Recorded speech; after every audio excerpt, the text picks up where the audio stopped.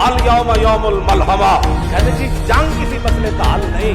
मैंने कहा जंग ही मसले का हल है, जंग ही इस मसले का हल है।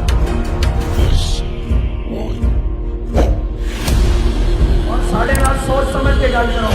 सानू शरीका पिटना नहीं आंदा, दुश्मनी करनी नहीं आंदी। ये सारियां गल्लां पीछे रह जाणियां जदों साडे मैं उन्हां दी इज्जत करना जिन्हां दे सीने चीर लग्या ते फरमाया फस्तु बिरब्बिल काबा दे, जहां से गुस्ताख सर उठाएगा लब्बैक वाले एक बारी नजारा दिखा दे दो ना।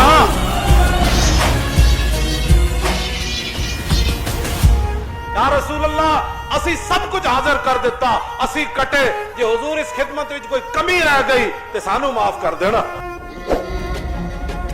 केड़ियां गल्लां तुसी करदे हो? साढ़े हर बंदा नहीं अमन की बात हो, मैं आखा अमन की गल उदों होंदी जदों बिलाल काबी दी छत ते चढ़ जावे। आजकल जो कुछ बातें करते होंगे वो यही कहते होंगे कि लब्बैक वाले तेरा आ रहे हैं। और तुम गुस्ताखान रसूल को दुनिया में उरूज देना चाहते हो तो सारी दुनिया भी उनके साथ खड़ी हो जाए, रसूलुल्लाह की गुलाम उनके लिए काफी है। हाँ जी।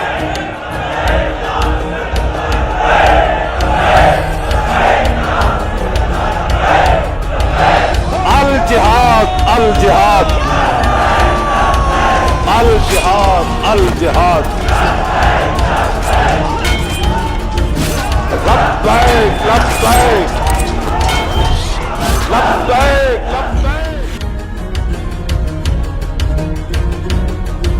मेरे आका ने फरमाया लब्बैक वाले इधर हो जा।